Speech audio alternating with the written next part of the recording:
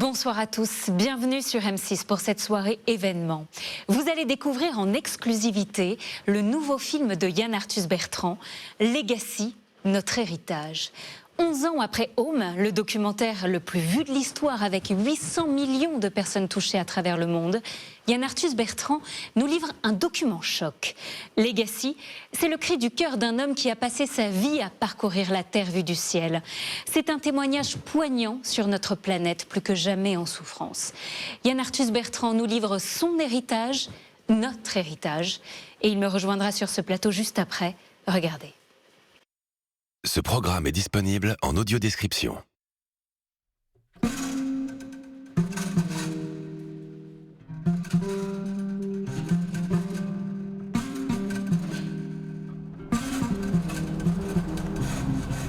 C'est bref et immense à la fois la vie d'un homme. Des endroits et des moments vous marquent à jamais. Ils tracent votre route et votre rapport au monde. C'est ce que j'ai vécu il y a 40 ans au Kenya. J'étais un Parisien de 33 ans. Ma vie était bercée depuis l'enfance par l'amour des animaux et le rêve d'une liberté absolue. J'avais vécu tout petit sous des règles que j'essayais de déjouer. Un cancre entre les murs des écoles et des appartements qui, aussi grands soient-ils, était beaucoup trop petit pour explorer le monde. Nous arrivions là, avec mon épouse Anne et ses 2 petits-enfants, au cœur de la vie sauvage. Nous avions pris un ticket de 3 ans. Nous avons construit notre maison de nos mains avec l'aide de nos amis africains. Nous écrivions une thèse sur les lions. Nous passions des journées à les observer. Les lions m'ont appris la photographie. Observer la vie des animaux m'a profondément transformé. Je viens de là. Je viens de ces animaux. Grâce à eux, j'ai appris la liberté d'être. Jamais je ne me suis senti aussi vivant et heureux.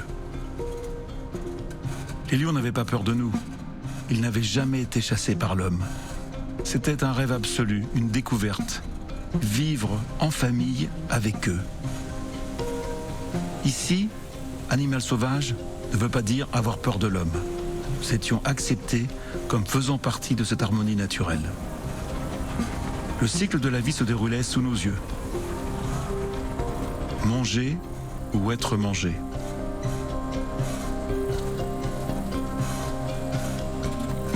Observer les animaux m'a appris à vivre dans le monde des hommes. Nous les voyons s'aimer, mais aussi mourir. La moitié des lionceaux mouraient la première année. Avec eux, j'ai vécu la vie dans son essentiel. Les enfants, l'amour, le sexe, la mort. Nous étions au cœur de ce cycle de la vie brute. Dans son insécurité, toujours aux aguets. Son harmonie échappe à tous nos repères.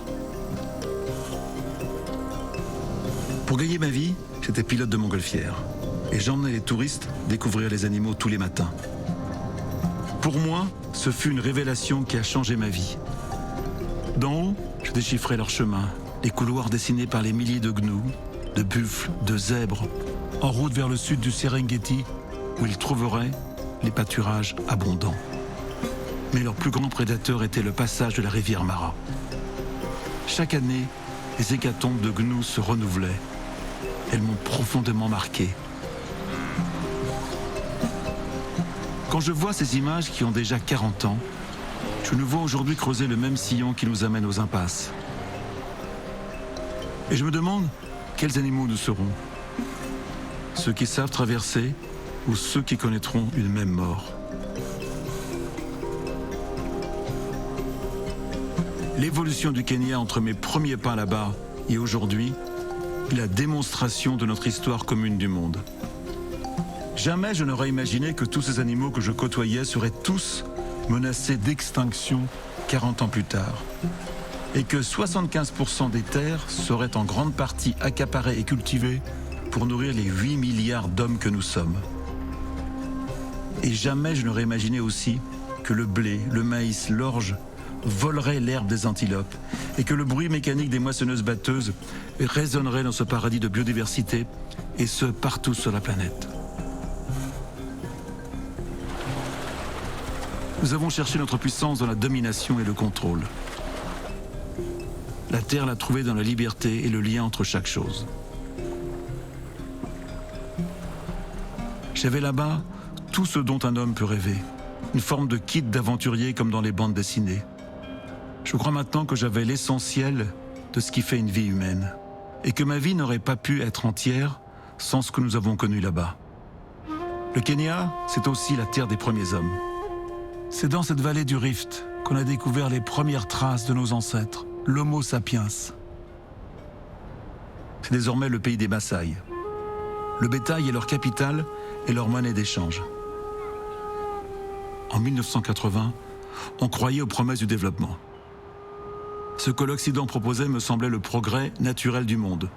Nous allons tous devenir rationnels, plus riches et heureux. Je savais que le mode de vie des Maasai allait évoluer. J'étais un peu nostalgique, mais je voyais cette tristesse comme l'égoïsme d'un occidental privilégié. Mais aujourd'hui, leur territoire de pâturage pour le bétail s'est considérablement réduit à cause de l'agriculture.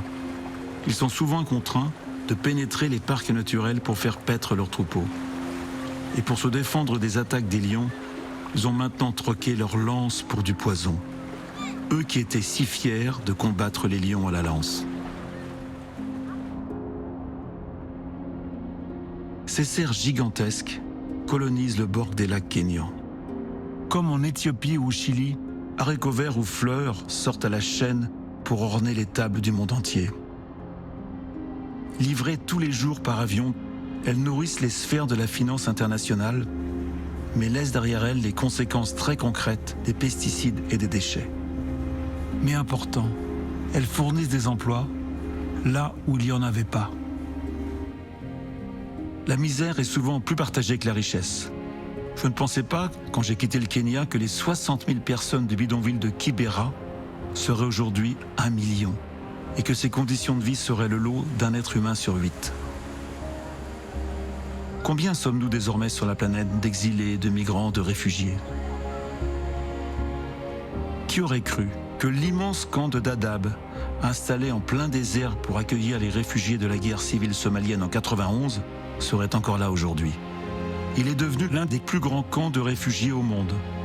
500 000 personnes y vivent et pourtant personne ne le connaît. Est-ce cela la promesse de notre progrès? Depuis que je suis né, les richesses produites et échangées sur la planète ont été multipliées par 20. Quel bon! Mais pourquoi? Pour que 1% de la population mondiale possède autant que les 99% restants? Ici aussi se profilent les signes du changement climatique. Le Kilimandjaro aux neiges éternelles est aujourd'hui presque sans glace, comme une vieille peau ridée. Ce n'est pas la Terre que nous devons faire mourir, c'est notre vision du progrès. La beauté est essentielle dans mon travail. Je crois qu'elle soigne l'âme, comme le disent les Navarros. Des cristaux de sel dessinent dans cette eau très noire du lac Magadi des peintures vivantes. Cette beauté est éblouissante. J'y retourne sans cesse. C'est comme une obsession. Ce jeune homme naïf et utopiste que j'étais au Kenya n'est plus. Je suis un autre homme aujourd'hui. Ce que j'ai appris de mon travail ces 40 dernières années et ce que nous disent les scientifiques remet en question toutes mes certitudes.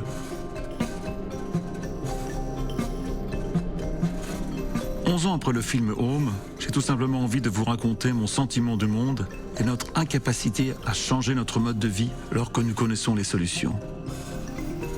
Les scientifiques nous annoncent la 6e extinction de la vie sur Terre. Et de toute mon âme d'être humain, je ne peux pas l'accepter. Alors, ayons le courage de la vérité et regardons-nous avec les yeux ouverts. C'est l'histoire de Legacy, notre héritage.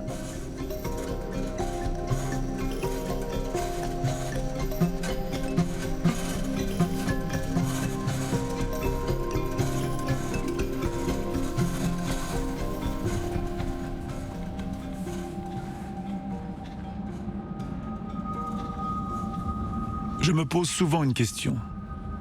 Quand l'être humain a-t-il pris conscience qu'il était différent des autres espèces? Quand s'est-il éveillé? C'est difficile à dire, mais une chose est sûre.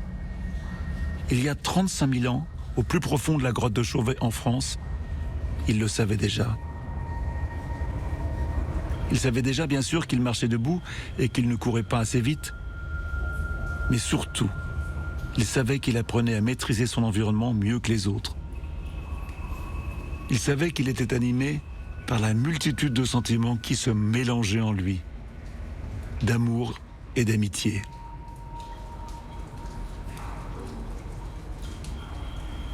Je me sens une très forte connexion avec ces humains ayant vécu il y a des milliers de générations. Comme moi, comme vous, ils semblaient sensibles à la beauté de la nature. Ils s'appliquaient pour la figer dans le temps. Pour qui? Pourquoi?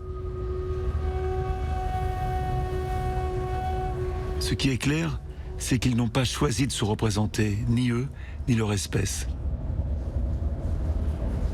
Ils ont choisi de représenter les autres espèces dans toute leur majesté et toute leur splendeur.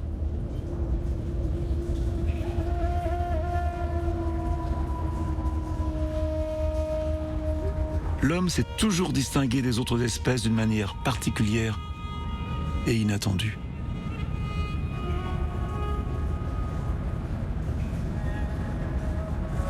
L'histoire que je vais vous raconter maintenant, c'est la vôtre. C'est la tienne.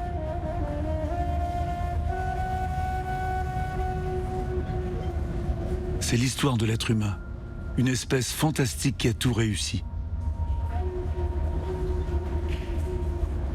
Et vous allez voir comment ce petit être chétif, qui n'était pas naturellement bien armé contre les bêtes et les intempéries, a tout de même fini par maîtriser la nature et conquérir la terre tout entière.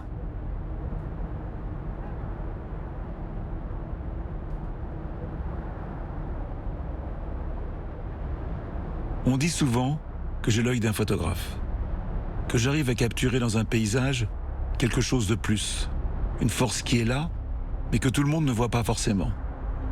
J'ai longtemps cru que cette force, c'était en fait mon perfectionnisme, mon acharnement à chercher le cliché parfait, les lignes harmonieuses, l'angle juste, la lumière idéale. Mais finalement, il est fort possible que cette force qui se dégage de certaines de mes images ne soit rien d'autre que celle qui anime la vie elle-même, l'énergie. Car l'énergie, c'est non seulement ce qui anime tous les êtres vivants et ce qui les relie les uns aux autres, mais c'est aussi leur raison d'être. Et c'est cette énergie qui sera le fil rouge de ce film.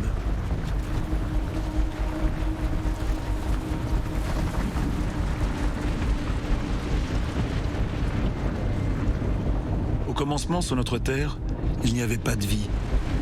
Il n'y avait que de l'énergie qui tournait en rond, prisonnière des éléments, qui n'était ni transformée ni canalisée.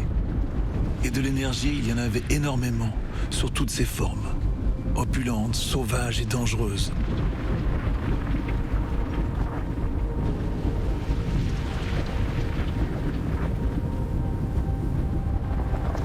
La Terre du début, c'est uniquement de la roche en fusion, furieuse, enragée.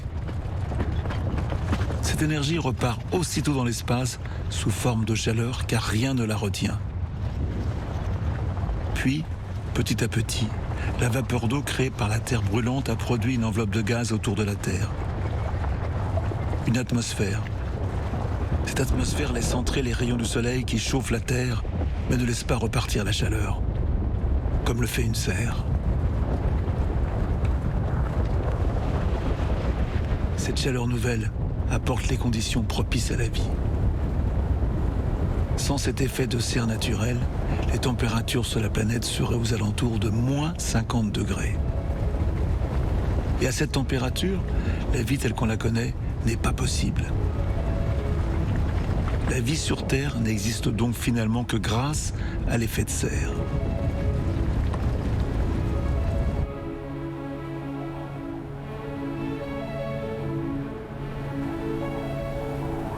L'accumulation des nuages va ensuite donner des pluies diluviennes qui finissent par former les océans.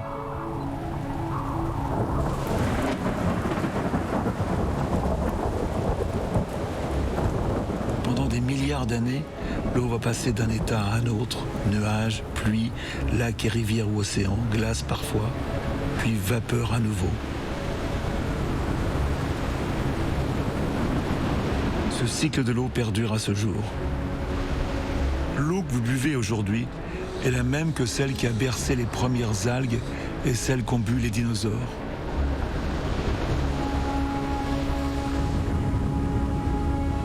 L'eau est un élément essentiel de la vie. Elle constitue d'ailleurs près des 2/3 du corps humain. Et c'est dans ces océans que la vie va surgir, puis se diversifier jusqu'à fourmiller sous de multiples formes.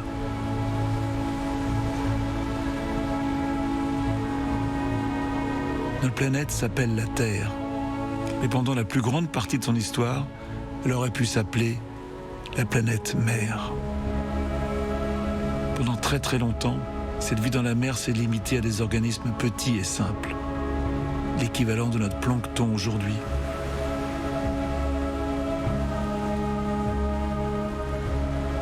J'aime bien cette comparaison.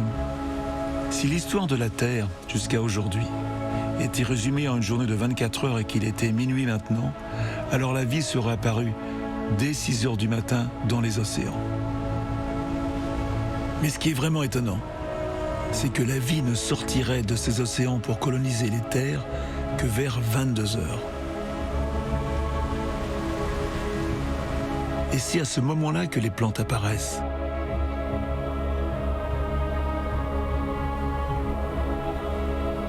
Pour les végétaux, cette conquête des continents a dû être d'une difficulté inimaginable.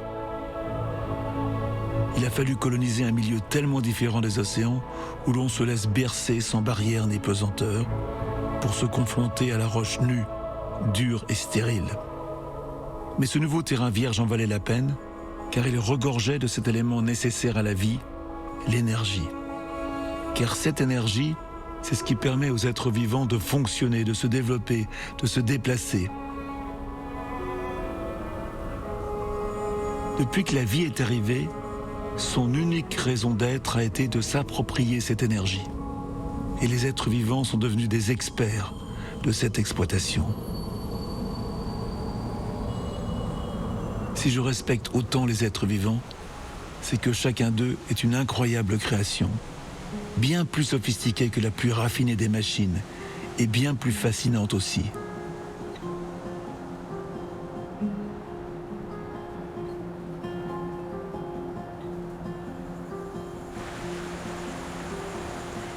Pour les plantes, ces espèces qui pour beaucoup d'entre nous sont surtout un décor, le problème de l'énergie a été résolu de façon inattendue en domptant l'énergie du soleil. Ce sont les seuls êtres vivants qui, grâce à la photosynthèse, ont accès à une énergie illimitée qu'elle transforme en matière. En matière végétale.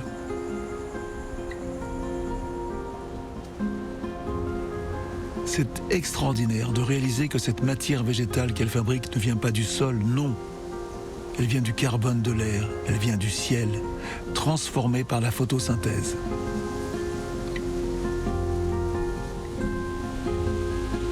S'en est suivi une course à la hauteur où les plantes les plus hautes étaient avantagées, ayant plus d'énergie à leur disposition.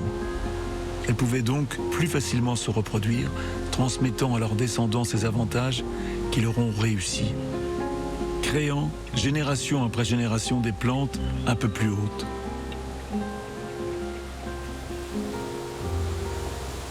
Et c'est ainsi que sont nés les arbres. Dans leur course à la hauteur, ces magnifiques représentants de l'ingéniosité biologique ont dû résoudre des problèmes qui pourraient nous paraître insurmontables. Car un arbre est en fait un tronc qui relie deux couronnes. L'une, aérienne, visible, est faite de branches et de feuilles pour capter l'énergie de la lumière, et l'autre, tout aussi grande, souterraine, faite de racines pour capter l'eau et les éléments minéraux.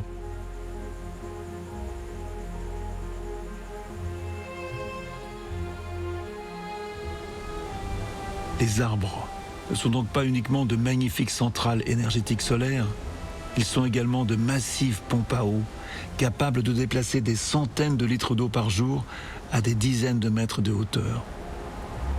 Ces colosses spectaculaires, géants dans l'espace et géants dans le temps, peuvent s'épanouir pendant des siècles, voire des millénaires.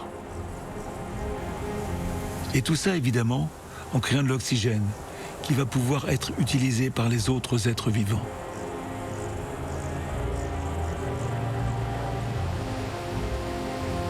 Au fil des années, les arbres m'ont de plus en plus fasciné, prenant une place grandissante dans mes pensées. Pensez-y, avec le carbone qu'ils puisent dans l'atmosphère par leurs feuilles et l'énergie qu'ils empruntent au soleil, ils construisent de la matière, des branches, des troncs, des racines. Et lorsque cette matière meurt et retombe au sol, elle crée l'humus, qui va donner des sols sur lesquels vont pousser d'autres plantes, d'autres arbres.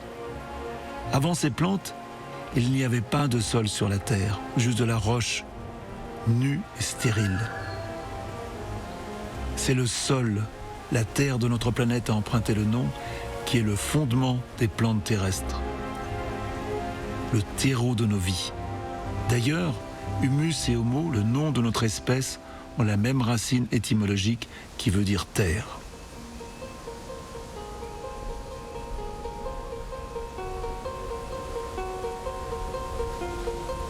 Cloués au sol et immobiles, les arbres communiquent entre eux grâce à leurs racines et grâce aux odeurs qu'ils dégagent par leurs feuilles. Ils ont aussi résolu de manière incroyable l'une de leurs plus grosses difficultés. Étant ancrés dans le sol, incapables de se déplacer, ils utilisent les animaux mobiles pour rentrer en contact et se reproduire grâce à leurs fleurs.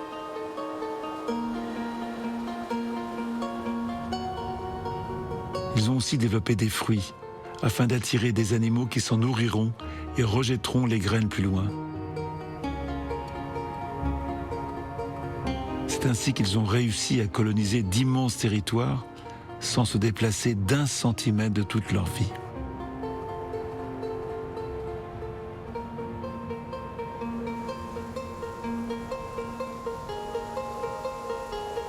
Évidemment, je pourrais vous tenir le même discours enthousiaste pour d'autres espèces que les arbres.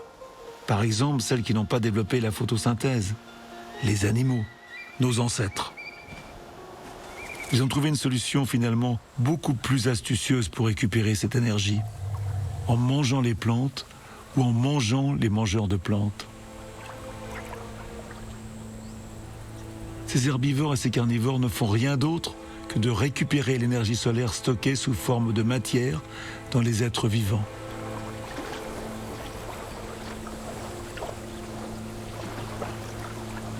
Toutes les espèces vivantes sont poussées par une force naturelle plus puissante que tout, survivre jusqu'à pouvoir se reproduire. Toute l'énergie qu'ils captent est canalisée en ce sens. Toute l'énergie est mise dans la survie. S'il en reste, elle ira dans la reproduction, puis dans la survie l'année suivante pour se reproduire à nouveau dès que possible.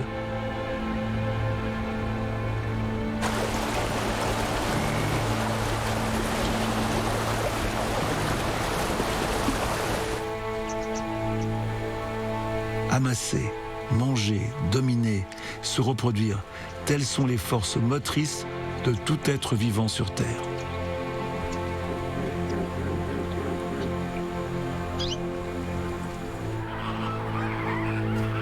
Mon expérience de vie au Kenya a fait de moi l'humble et attentif spectateur de la beauté de ce cycle infini du passage de l'énergie d'une espèce à l'autre.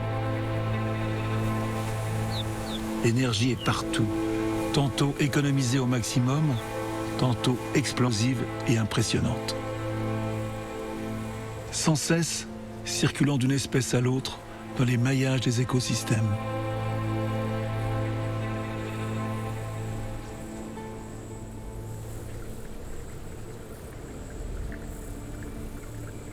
L'homme a démarré son histoire comme toutes les autres espèces, avec les mêmes impératifs. Trouver de l'énergie pour perdurer dans le temps. Mais contrairement au chêne ou à l'ours, il n'est pas parti avec les atouts des espèces robustes, puissantes. Il a peu d'armes pour lutter contre la nature. Il n'a pas de crocs, ni de griffes, ni de cornes. Il ne court pas très vite, nage lentement, ne vole pas.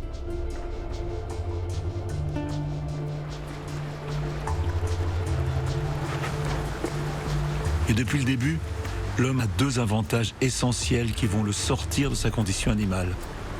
Son intelligence et son esprit de coopération. Là où il ne peut pas attraper seul le gibier, il va coopérer pour la chasse ou la cueillette. Il va aussi avoir une stratégie coordonnée. Il va inventer des pièges, des filets ou des armes. Coopération, intelligence. Ce n'est pas pour rien que l'humain vit en famille, en communauté, en tribu, en village ou en mégalopole.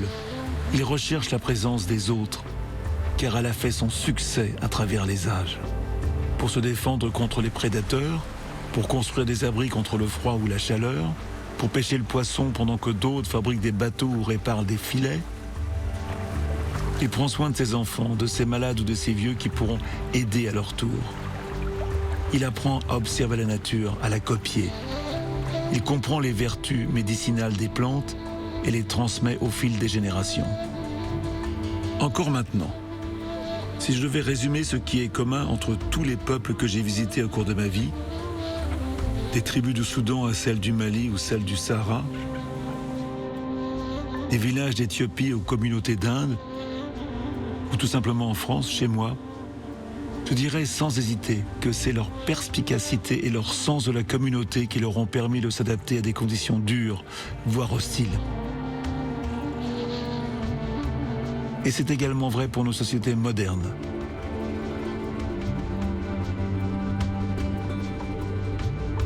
Si l'on revient à notre image de l'histoire de la Terre condensée en 24 heures, les premiers humains apparaissent vers 23 heures, 58 minutes, 43 secondes.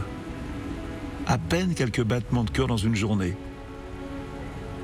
Et pourtant, aussi insignifiante que cette apparition puisse paraître, la donne va complètement être changée. Et puis la vie de l'humain va changer radicalement quand il va apprendre à maîtriser l'énergie provenant des arbres sous une forme particulièrement efficace, celle du feu. L'énergie du bois qui brûle va l'aider à lutter contre le froid et l'humidité, repousser l'obscurité et les prédateurs, et tuer dans sa viande les parasites qui le rendaient malade. En apprivoisant cette source d'énergie, ce qu'il reste le seul à savoir faire, l'être humain va repousser les contraintes de la nature.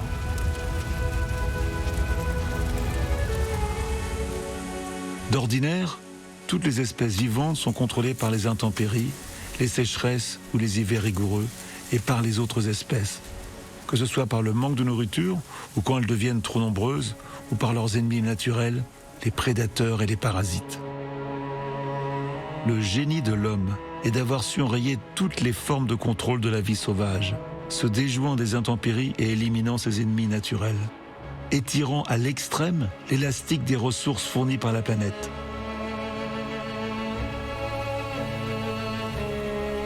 Pour la première fois dans l'histoire de la Terre, il n'y a progressivement plus aucune force capable de freiner la croissance d'une espèce vivante, l'homme.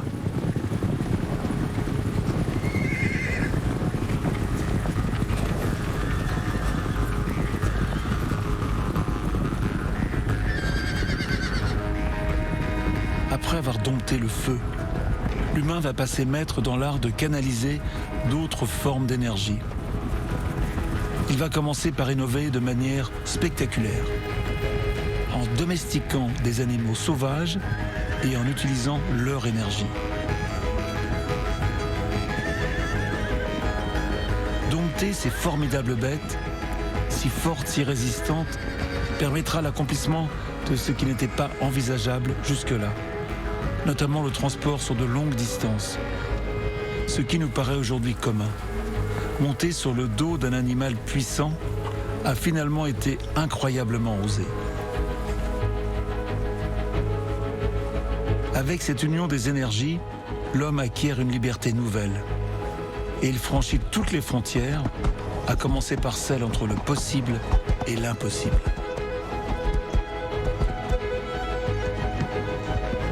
Ces animaux vont d'abord lui permettre de se déplacer plus loin, d'essaimer à travers la planète.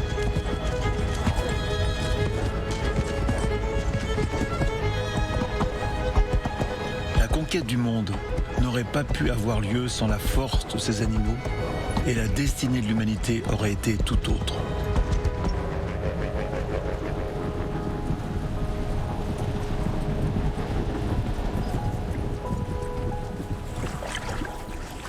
Après avoir domestiqué des animaux, il va aussi domestiquer des plantes sauvages et apprivoiser la terre. Apprendre à son contact pour qu'elle lui livre ses fruits en mêlant son labeur et son amour, son labour. Il va planter une partie de sa nourriture à certains endroits pour la récolter plus tard, mais démultiplier.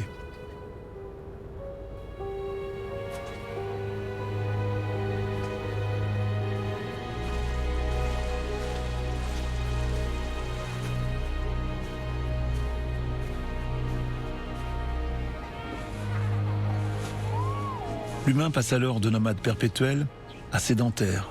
En se posant, il va canaliser l'énergie de manière plus efficace et plus durable. Il va apprendre l'art de gérer sa terre. Et il va progressivement hériter de l'expérience poussée dans la pratique de transformer les paysages pour nourrir les siens.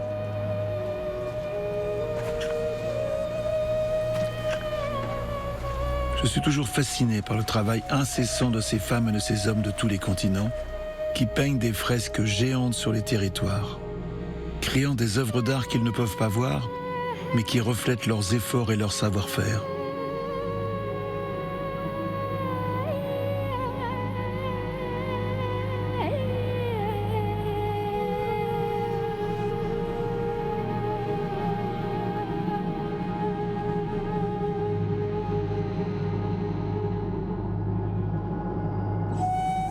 Cette communion entre la terre, les hommes et les animaux dure depuis des milliers d'années. Mais je constate qu'elle n'a finalement que peu changé dans la plupart des pays sur Terre.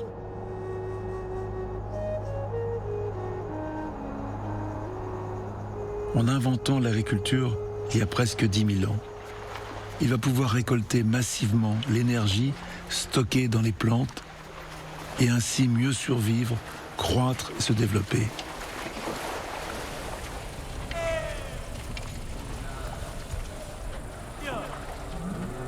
Côte à côte, souffle et sueur mêlées, la femme, l'homme et le bœuf sillonnent péniblement la terre, la breuvent et la nourrissent, soignent les jeunes pousses qui émergent, fragiles. Ils luttent contre les rongeurs, contre les chenilles, contre les maladies, contre le gel et la sécheresse, contre tout ce qui risque de les précipiter dans la faim.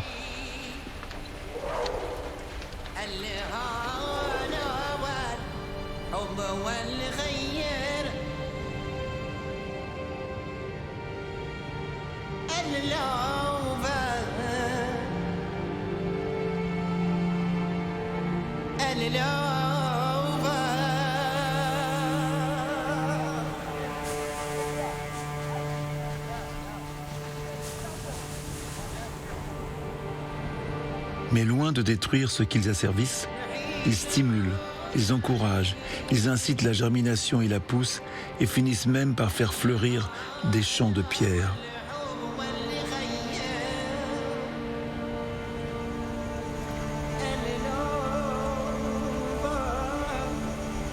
La vie reste dure, parfois brutale même, mais elle devient plus longue, plus entourée et moins aléatoire.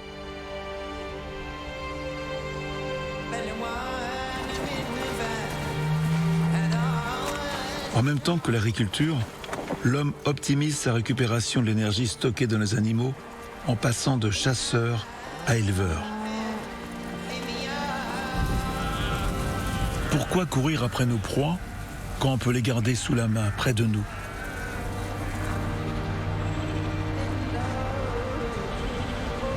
Ces troupeaux d'animaux domestiques, bœufs, moutons, porcs ou chèvres, vont rapidement devenir d'une importance telle qu'elles représentent souvent pour ceux qui les possèdent leur bien le plus précieux, l'ensemble de leur richesse.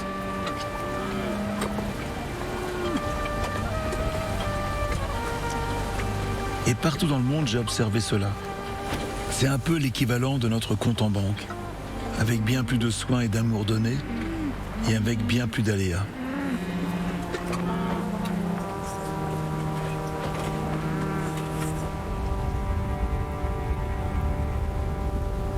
Ces animaux étant tous leurs biens, les femmes et les hommes apprennent à vivre de tout ce qu'ils produisent. Leur viande et leur lait, bien sûr, mais aussi leur peau, leurs tendons, leurs excréments même, qui brûlent bien et fournissent chaleur et cuisson. Encore et encore, toujours l'énergie.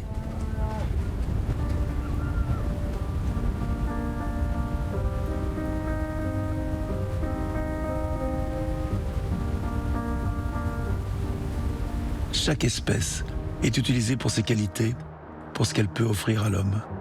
Souvent la force et l'endurance et la résistance aux conditions climatiques.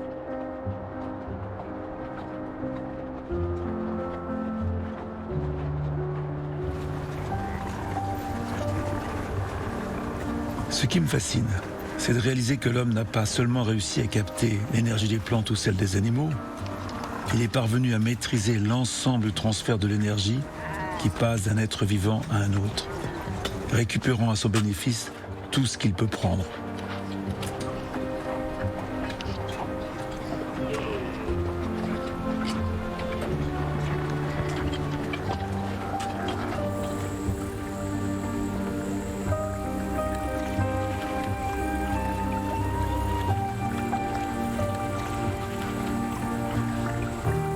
De tout temps, l'humain a mis ses prédispositions sociales au profit du partage.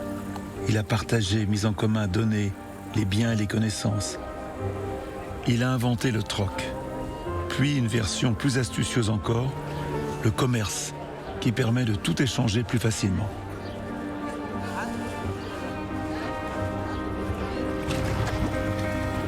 Son intelligence lui a fait découvrir d'autres moyens de transport plus rapides, comme les bateaux, qui en glissant sur l'eau ne demandent que très peu d'énergie. Ainsi, il a réussi à vaincre les distances, découvrir d'autres continents et accéder à l'inaccessible.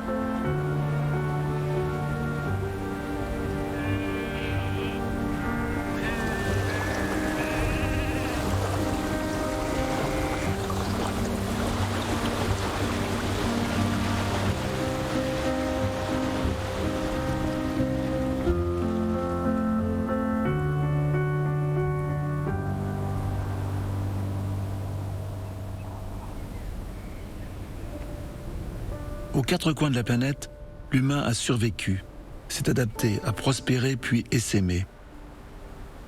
Et chaque fois, son inventivité a pris un visage différent,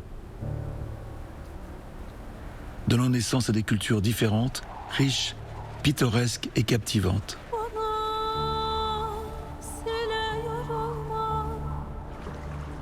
La terre pouvait être trop sèche ou trop humide, les humains parvenaient toujours à l'apprivoiser, comme ils avaient apprivoisé le bœuf et le riz.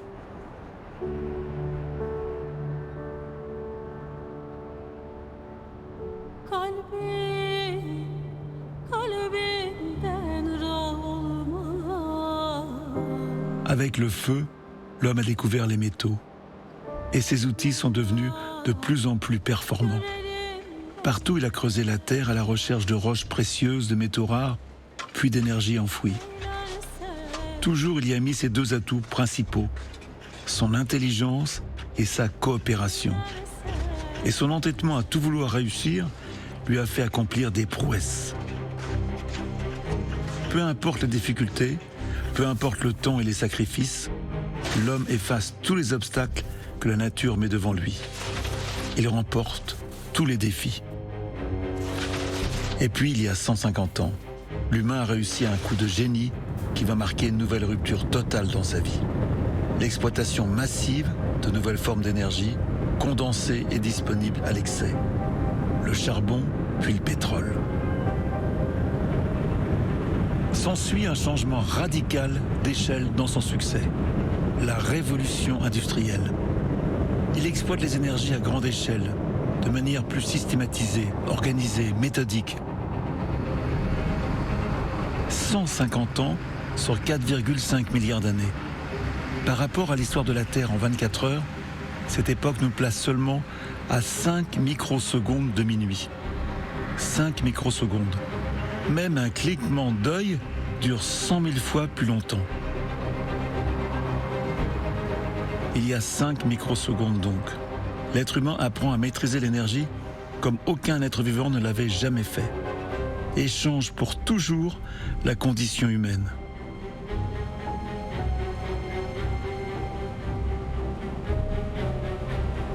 Il creuse pour récupérer le charbon, le pétrole et le gaz. Cette énergie est presque illimitée, tant ses réserves sont gigantesques et presque gratuites, puisqu'il suffit de se servir. On peut creuser partout, sur les terres comme sous les mers.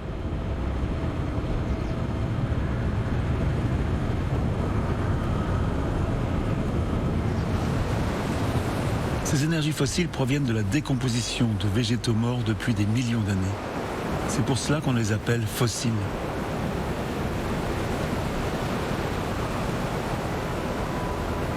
En quelque sorte, l'homme a donc su passer de l'énergie des vivants à l'énergie des morts, celle de milliards d'animaux, de plantes en décomposition qui avaient stocké l'énergie du soleil pendant des millions d'années dans le sol.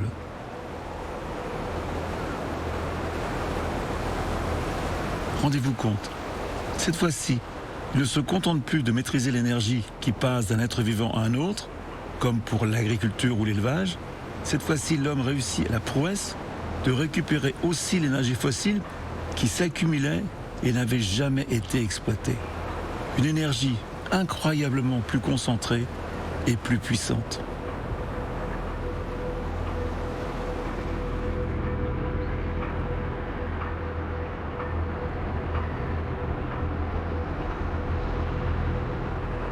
Grâce au pétrole, les humains peuvent travailler les matériaux comme l'acier, le ciment, le plastique, et ils vont pouvoir construire bien plus, bien mieux.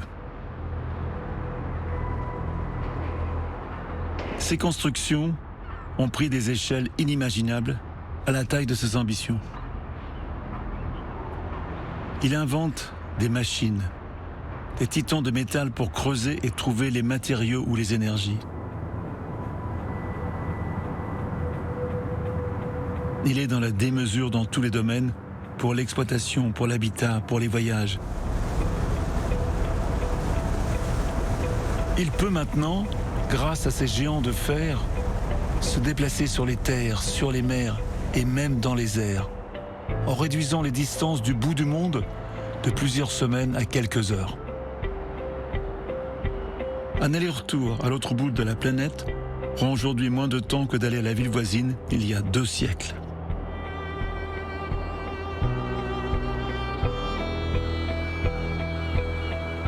Ces frêles esquifs se transforment en bateaux-usines, capables de localiser, traquer et récupérer le poisson à la tonne sans risquer sa vie à chaque sortie en mer.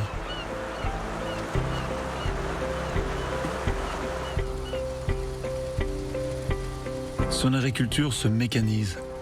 En passant de l'âne au tracteur, il peut exploiter des surfaces toujours plus grandes, toujours plus facilement.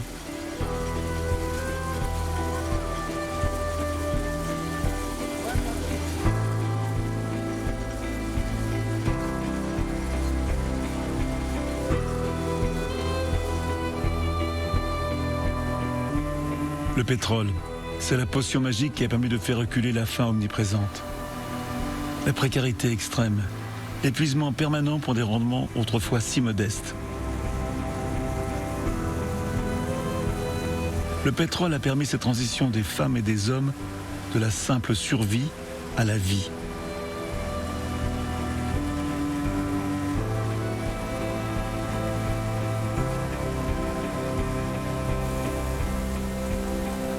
L'homme maîtrise totalement l'irrigation. Il creuse des centaines de mètres sous la terre pour éveiller l'eau qui y dort depuis des millénaires et lutter contre la sécheresse, même dans les champs les plus arides.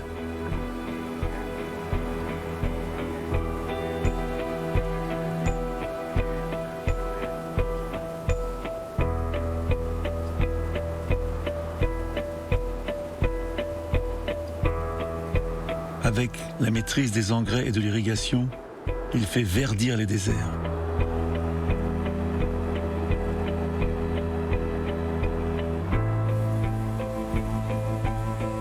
Grâce au pétrole, il va aussi inventer de nouveaux pesticides, bien plus efficaces pour lutter contre les mauvaises herbes ou les animaux nuisibles.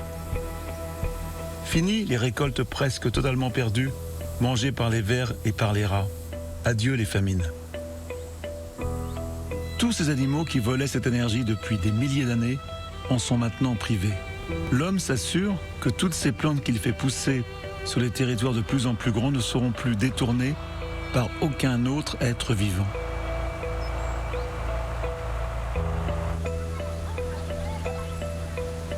À partir du pétrole, grâce à sa maîtrise des éléments chimiques, il invente de nouvelles matières comme le plastique.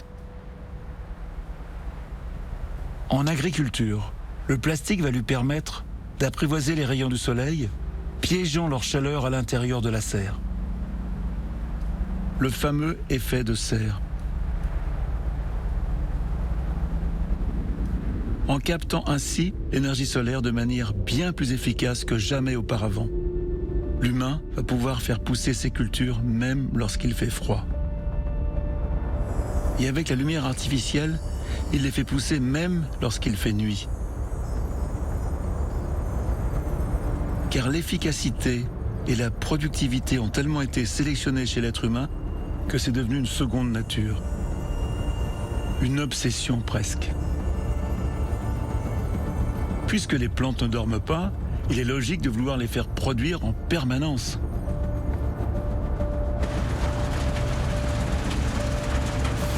C'est la révolution verte qui a permis de multiplier les rendements agricoles tout en réduisant la quantité de travail nécessaire. Grâce à la mécanisation de l'agriculture, l'utilisation d'engrais très efficaces, l'irrigation ultra performante et les pesticides très puissants.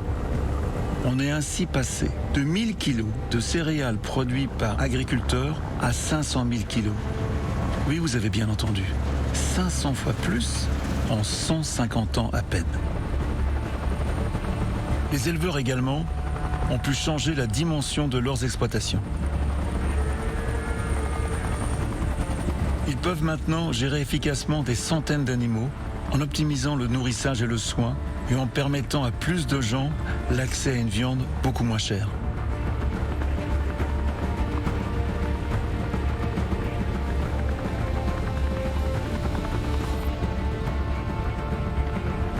La mécanisation offre aussi la possibilité d'exploiter les matières premières, comme le bois, bien plus massivement qu'il n'a jamais été possible, les rendant disponibles pour tous, partout.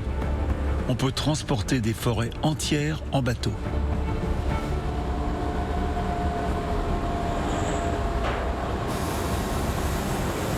Les denrées voyagent à la tonne et les échanges permettent progressivement à la faim de reculer dans le monde.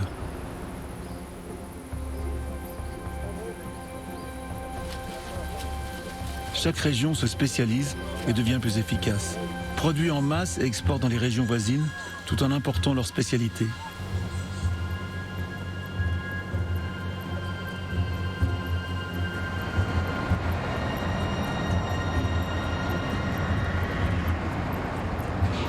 Sur notre table, steak d'Argentine, tomates du Maroc, avocats du Mexique, crevettes du Vietnam, soja du Brésil, riz de Thaïlande.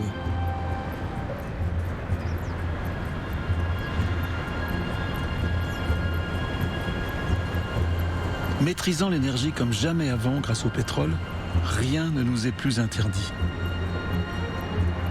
Nous pouvons construire une ville énorme en 2 ans seulement, y abriter des millions de gens.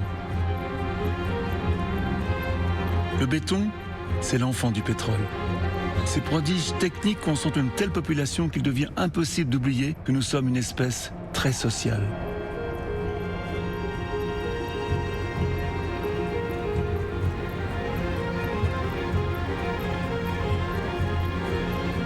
Les populations grossissent et nous construisons des villes de plus en plus grandes, de plus en plus hautes, de plus en plus organisées.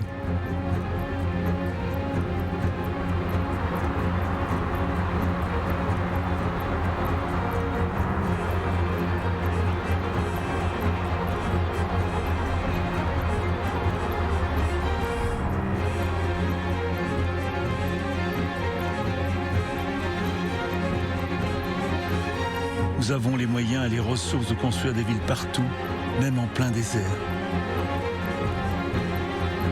Il suffit de dessaler l'eau de mer, d'importer du sable, le deuxième matériau le plus consommé du monde après l'eau, et d'en faire du béton.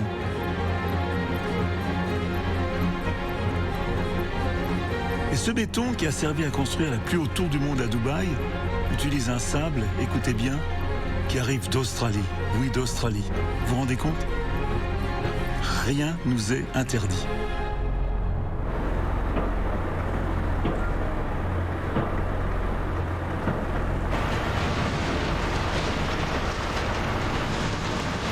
Tels des fourmis ou des termites, nous construisons énergiquement pour notre population sans cesse grandissante.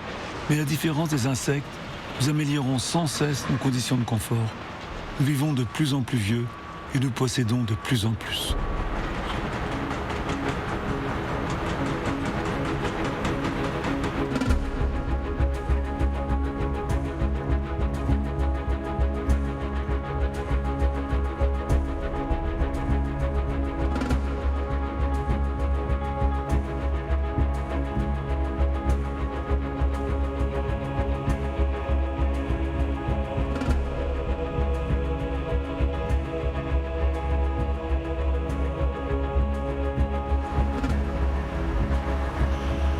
Il a été calculé qu'un litre de pétrole, c'est l'équivalent énergétique du travail de 100 personnes pendant toute une journée. Or, la production de pétrole dépasse maintenant les 15 milliards de litres par jour.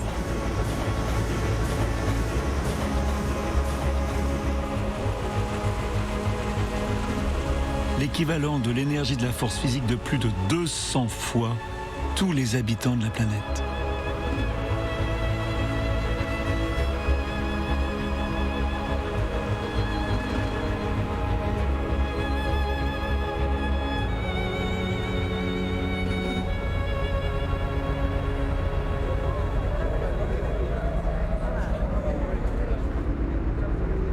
Depuis que je suis né à Paris, la santé des femmes et des hommes dans le monde s'est énormément améliorée.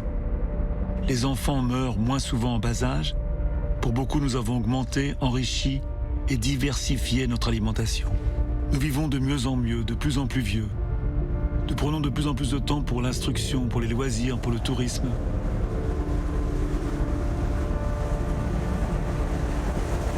La France accueille tous les ans près de 85 millions de touristes, soit plus qu'il y a d'habitants en France.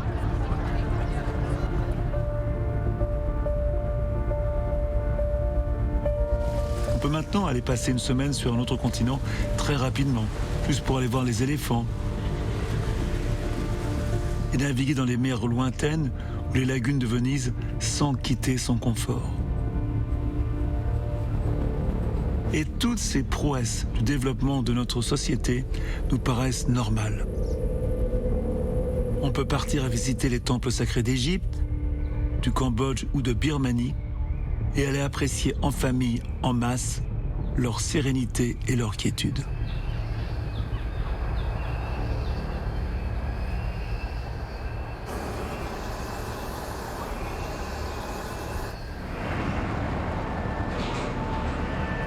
Vous le comprenez, c'est malheureusement là que cette belle histoire du succès humain commence à déraper. Et je ne peux plus vous le raconter comme si de rien n'était. Il faut avoir le courage de la vérité et dire les choses telles qu'elles sont. C'est ce que je vais essayer de faire maintenant. Ayant éliminé pratiquement tous les obstacles naturels, l'homme poursuit sa course en avant, aveugle, incontrôlé, sans aucune contrainte pour le freiner. Il court maintenant en déséquilibre total.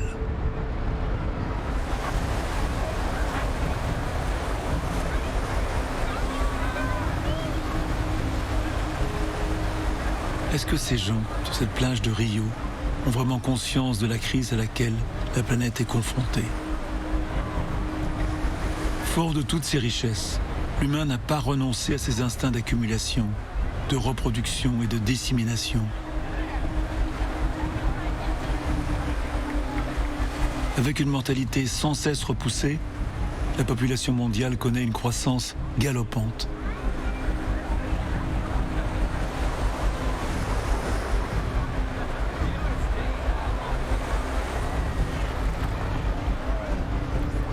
j'étais enfant, nous étions à peine plus de 2,5 milliards.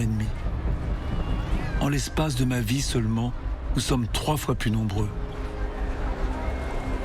Toutes les secondes, nous sommes 5 de plus sur la Terre. 5 de plus, 5 de plus, 5 de plus. Le temps de voir ce film, nous serons 20 000 de plus sur la planète. Dans 4 jours seulement, nous serons 1 million de plus. L'année prochaine, 100 millions de plus. Nous pesons de plus en plus lourdement sur la Terre. Notre empreinte est de plus en plus profonde à mesure que nous nous encombrons d'objets. Poussé par les élans de la vie et la dynamique de son propre succès, l'humain a cru dominer les règles de la nature. Mais aujourd'hui, elle se rappelle à lui.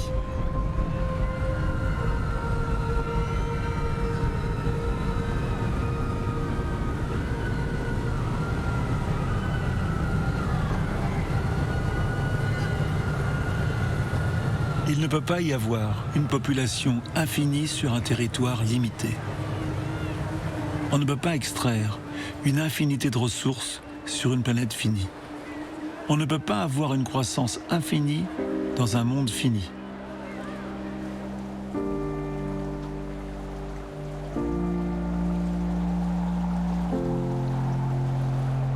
Aujourd'hui, la planète n'est pas confrontée à une crise environnementale majeure, mais à 2. La crise climatique et celle de la biodiversité. Ces crises sont liées entre elles et s'aggravent mutuellement. Les 2 sont créées par les activités humaines et les 2 impactent les sociétés humaines.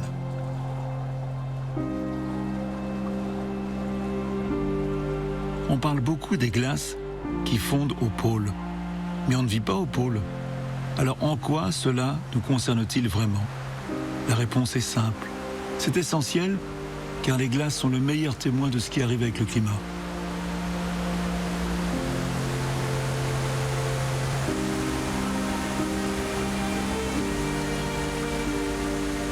Leur fonte est facile à observer et montre le problème. Elle constitue donc un signal d'alarme très clair qui nous crie en permanence. La planète se réchauffe trop vite.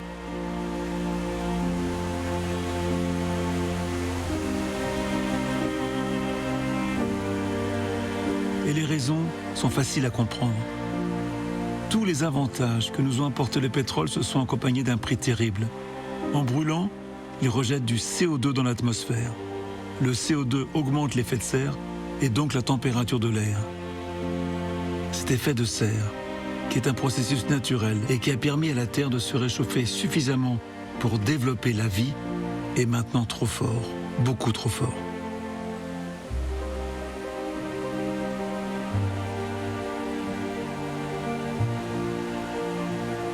Si les scientifiques du monde entier nous alertent, c'est qu'au niveau de la planète, les effets peuvent être dramatiques. Plus on émet de gaz à effet de serre, plus on risque une fonte massive des pôles. Or, les pôles jouent un rôle essentiel dans la régulation du climat de la planète. Leur disparition déstabiliserait complètement le climat actuel. Et la fonte des glaces polaires ferait s'élever le niveau des océans. Si le Groenland fondait, le niveau de la mer augmenterait de 6 mètres.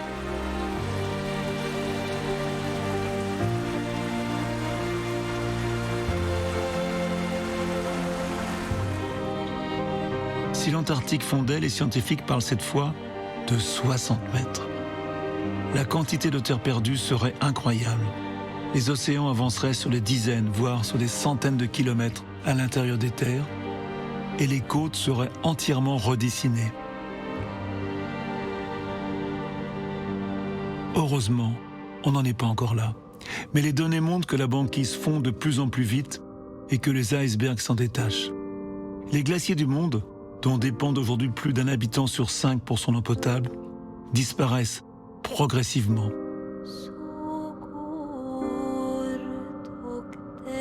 Depuis la révolution industrielle il y a 150 ans, nous avons augmenté la température mondiale d'1 degré, et même de 3 degrés au pôle Nord et au pôle Sud, où chaque nouvel été est un nouveau record de chaleur. Si les scientifiques sont si inquiets, c'est que ces masses de glace sont à des points de basculement, prêts à chavirer dans une réaction en chaîne, précipitant une fonte de plus en plus accélérée. Plusieurs phénomènes ont été découverts récemment qui pourraient précipiter ce réchauffement et cette fonte. L'un d'eux est le réchauffement du permafrost. Du Canada à la Sibérie, des étendues gigantesques, 1/5 de la surface terrestre. Ces immenses étendues sauvages de sol gelé toute l'année sur plusieurs mètres de profondeur ont piégé des quantités incalculables de méthane, un gaz près de 30 fois plus réchauffant que le CO2. En relâchant ce gaz dans l'atmosphère lorsqu'il fond, le permafrost, ce sol gelé, accélère donc sa propre fonte qui s'emballe lentement pour l'instant, mais de plus en plus vite. C'est une véritable bombe climatique. Certains d'entre vous peuvent penser que ces 2 degrés de plus ne constituent pas une menace très importante. Après tout, 2 degrés, c'est quasiment rien. On comprend plus facilement l'impact de ces simples degrés quand on voit l'effet de la température sur notre propre corps. 2 degrés de plus et on est cloué au lit par la fièvre. 4 degrés de plus et c'est la mort assurée.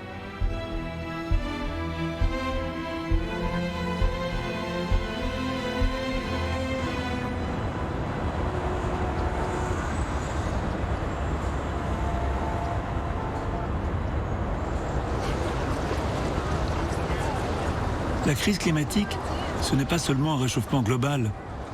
On devrait plutôt l'appeler le dérèglement climatique, avec des tempêtes, des ouragans, des cyclones, des canicules, des inondations, incendies toujours plus forts, toujours plus fréquents.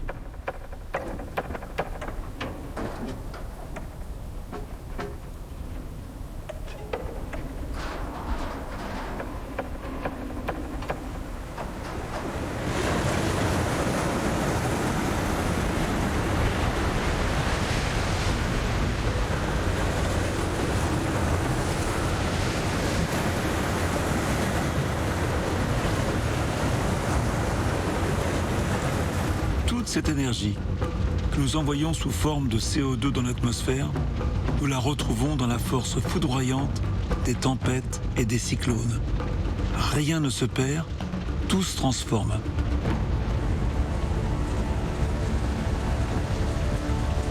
On voit ces catastrophes à la télévision pratiquement tous les jours.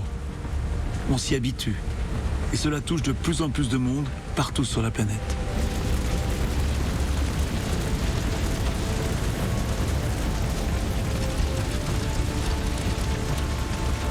Australiens, Russes, Brésiliens, Américains, Indiens, mais aussi Européens. Nous sommes tous concernés.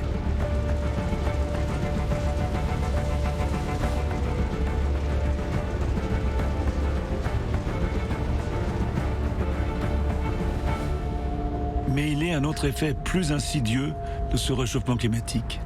Ses effets sur l'agriculture.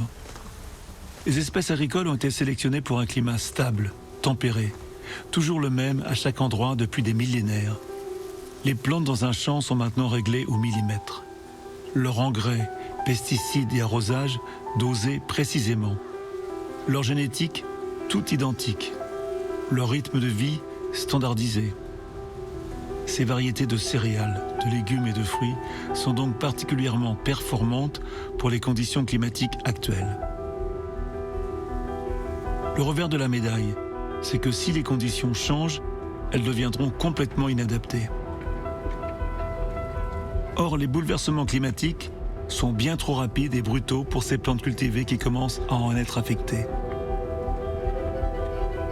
Les régions qui produisent certaines cultures adaptées à certains climats risquent de ne plus pouvoir assurer les mêmes rendements et de devoir changer de culture, voire abandonner leurs exploitations. On risque donc un dérèglement de l'alimentation dans le monde.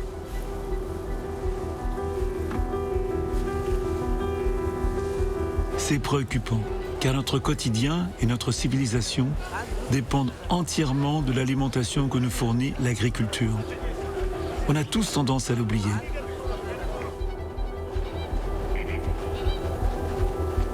Et toutes les espèces vivantes sont concernées. Car si la vie est habituée au changement, la biodiversité n'est pas adaptée à des modifications aussi rapides.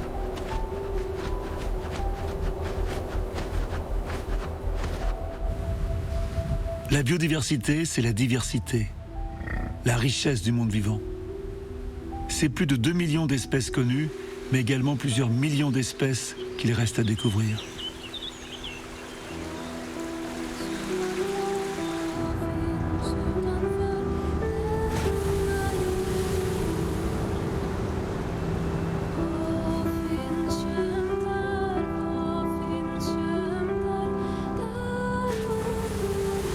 Toutes ces espèces sont liées entre elles et même dépendent les unes des autres.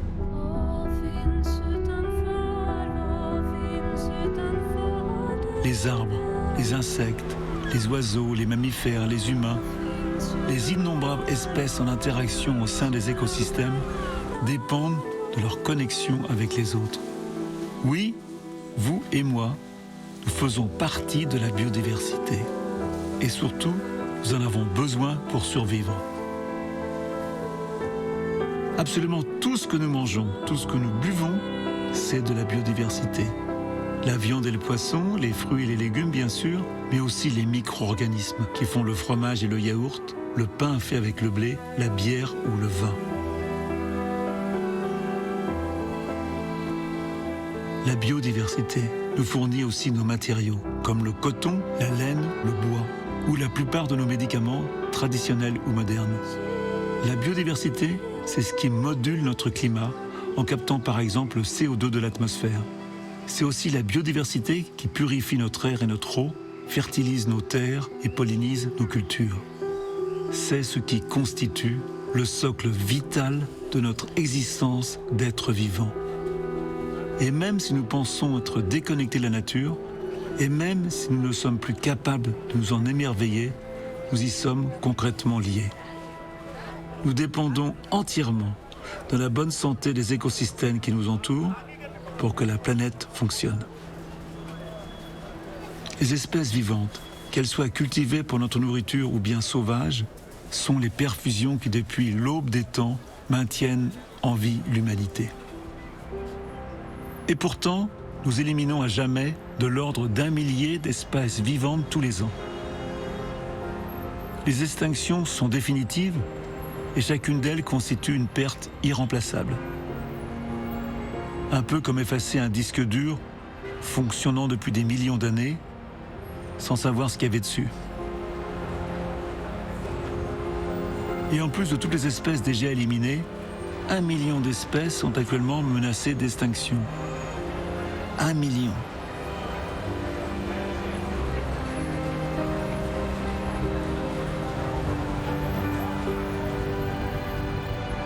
Je sais bien que les chiffres ne touchent pas tout le monde, mais certains sont si importants que je ne peux pas m'empêcher de les donner.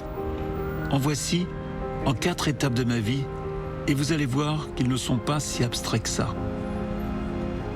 Depuis 1972, j'avais 25 ans, le nombre d'habitants sur la Terre a doublé et nous avons éliminé près des 2/3 des populations animales. Aujourd'hui, si l'on combine la masse totale de tous les mammifères, 96% sont des humains et leur bétail. Seulement 4% sont des animaux sauvages.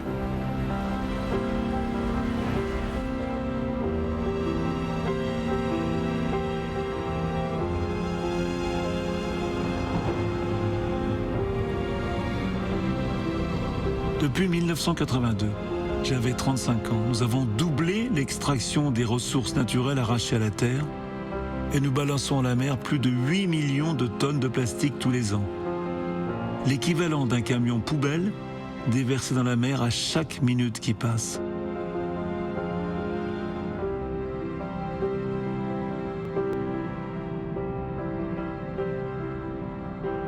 Ce matériau peut mettre des siècles à se dégrader. Et en attendant, il remplit le ventre des rivières, des poissons et des oiseaux.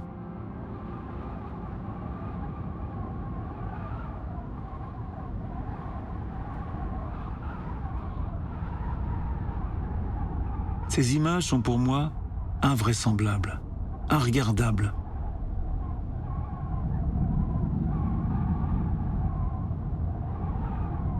C'est tout un symbole. Nous sommes dans une civilisation de déchets.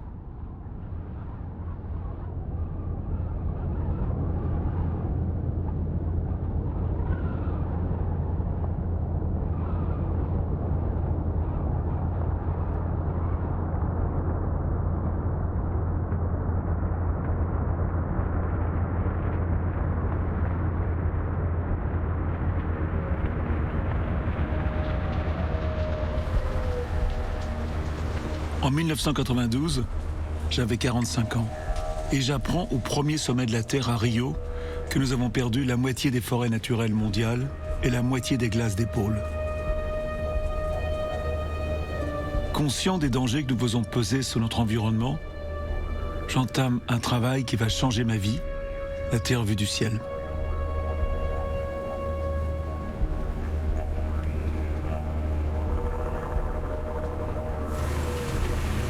Aujourd'hui, j'approche mes 75 ans et 75% des surfaces terrestres sont sévèrement altérées. La moitié du monde habitable est utilisée pour l'agriculture et la plupart de cette agriculture est devenue folle. Elle boit à elle seule 70% de l'eau douce mondiale et un tiers de ces terres n'est pas utilisé pour nous nourrir, mais pour nourrir notre bétail.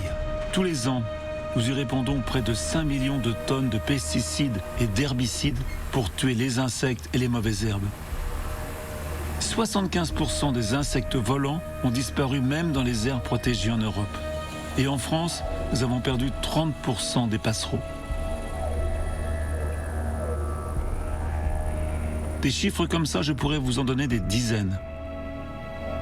Il faut se poser une minute pour réaliser que la nature animale, qui est toujours au cœur de l'être humain, le pousse à dévorer toujours plus. Que notre hyper-performance est devenue telle que plus rien ne lui résiste. Et que sans résistance maintenant, la machine s'emballe.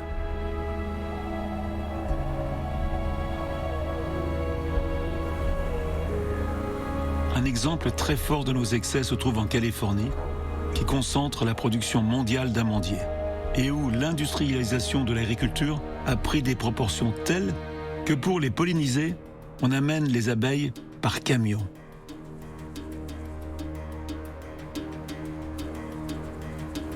Comme il faut des centaines de milliards d'abeilles pour polliniser ces champs gigantesques, et qu'il n'y en a pas assez en Californie, elles sont louées à la saison, parfois même importées d'Australie. Avec tous ces traitements utilisés, la mortalité reste énorme. Mais peu importe, on en louera d'autres l'année prochaine.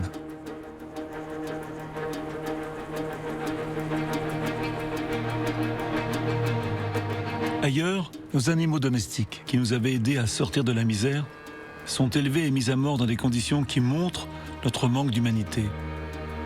Dans ces usines à viande, retirés à leur mère dès leur naissance pour produire massivement notre lait. Les petits veaux sont entassés à perte de vue par milliers dans la peur et la souffrance, sans que nous nous préoccupions de leur sensibilité et de leur intelligence.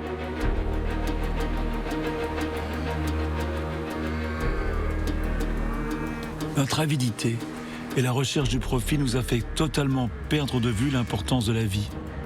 Nous traitons les animaux comme des plantes. Il faut les faire pousser vite. Pour la production en masse de viande bon marché, les animaux sont entassés pour être engraissés et shootés aux hormones et aux antibiotiques. Cette forme d'élevage intensif détourne de l'agriculture l'eau et les céréales qui pourraient nourrir le monde et participe à l'effet de serre. Malgré les avertissements de la médecine, les consommateurs sont poussés par les lobbies à manger de la viande tous les jours.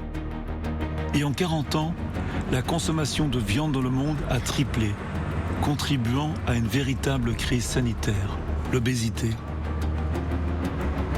Pourtant, le calcul est vite fait. Alors qu'un hectare cultivé peut nourrir 2 carnivores, il permet l'alimentation de 50 végétariens. Plus de 100 milliards d'animaux abattus tous les ans pour leur viande. 1 milliard juste en France. Mais rien n'arrête la volonté de produire toujours plus de viande à bon marché. Ici, en Chine, ces immeubles ne sont pas des logements sociaux. Ils sont en réalité des élevages verticaux de cochons. De leur naissance à leur mise à mort, ces pauvres animaux ne quittent jamais cette porcherie ultramoderne. Pas une seconde de leur misérable vie, ils n'ont vu le ciel ni senti la terre. Notre sandwich au pâté, c'est bien plus souvent la souffrance indicible et prolongée, cachée derrière ces jolis murs bien propres, que la consommation normale de l'animal ayant vécu sainement à la ferme ou au pré. Comme dit le poète Lamartine, on n'a pas 2 cœurs, un pour les animaux et un pour les humains. On a un cœur où on n'en a pas.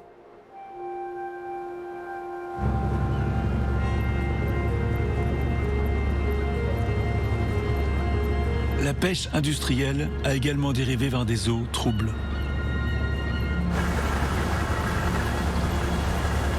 Grâce aux satellites et aux radars des navires, il est maintenant possible de localiser le moindre banc de poissons, aussi profond ou caché qu'il soit, et de les capturer jusqu'au dernier. Les gigantesques navires-usines embarquent de véritables chaînes de dépeçage et de conditionnement.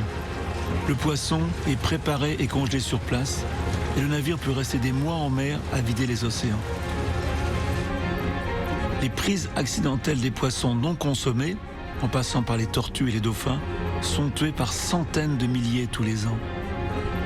Le fond des océans sont raclés par des filets chaluts, détruisant tout sur des milliers d'hectares sous-marins, un peu comme si sur Terre on ramassait les fraises avec un bulldozer.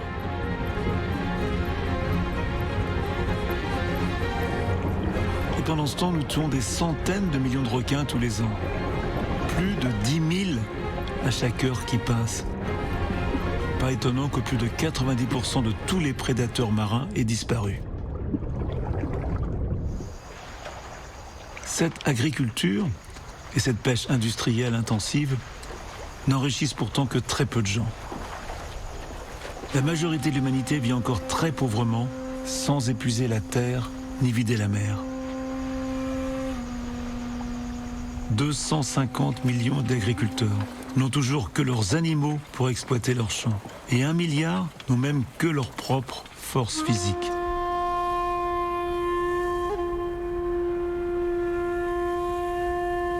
Plus de 90% des pêcheurs travaillent à petite échelle. Un peu partout dans le monde, j'ai filmé des femmes et des hommes qui n'ont pas réellement bénéficié de la révolution des différentes énergies et travaillent toujours aussi durement qu'il y a des siècles.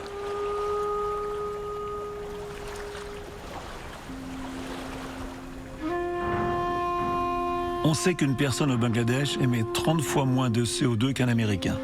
Mais il ne faut pas se leurrer. À une époque où Internet véhicule dans le monde entier les images du paradis, les habitants des pays en développement n'aspirent qu'à une seule chose, se développer et vivre le rêve qu'ils voient tous les jours sur leurs écrans. Des enfants qui connaissent bien notre façon opulente de vivre et pourtant n'ont pratiquement rien, j'en vois de plus en plus dans les pays où je vais.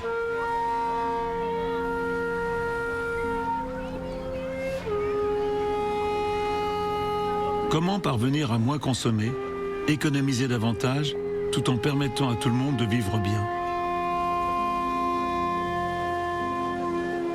Pour beaucoup d'humains, il ne s'agit pas seulement de fuir la pauvreté ou la guerre, il s'agit aussi de plus en plus souvent de fuir la crise environnementale.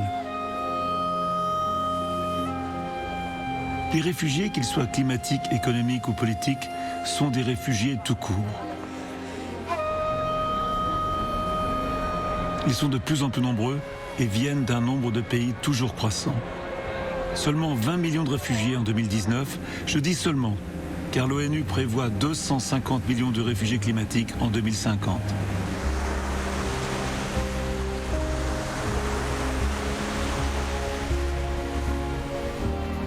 Dans les pays les plus pauvres, la crise climatique et l'effondrement de la biodiversité vont créer des famines, des crises économiques et même des guerres. et les pays riches seront touchés par ricochet. Malgré ce qu'on pense, la vraie crise migratoire n'a pas encore commencé. Et elle va violemment heurter ceux qui fuient comme ceux qui les reçoivent.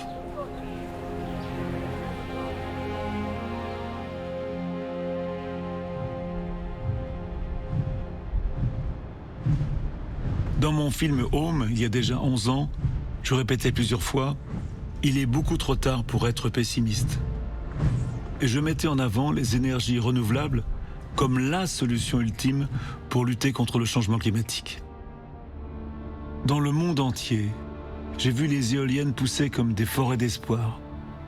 Mais ces efforts ne se sont pas accompagnés par une baisse de la consommation de nos énergies fossiles, le charbon, le gaz et le pétrole.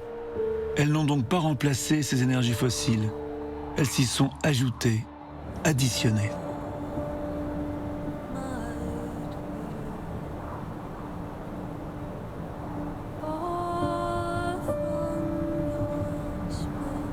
Je disais aussi, regardons vers le ciel et apprenons à cultiver le soleil. Fabriquons nous-mêmes notre photosynthèse, car en effet, le soleil donne en 1 heure l'énergie consommée par toute l'humanité en 1 an.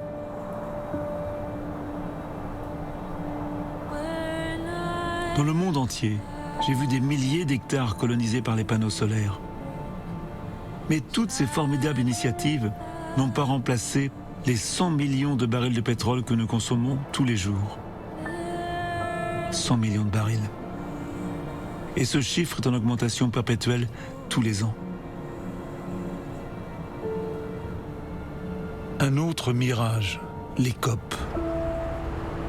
Ces grandes conférences internationales qui réunissent les pays signataires de la Convention des Nations Unies pour lutter contre le changement climatique. Elles ont lieu chaque année depuis les accords de Kyoto en 1997. J'y ai souvent assisté.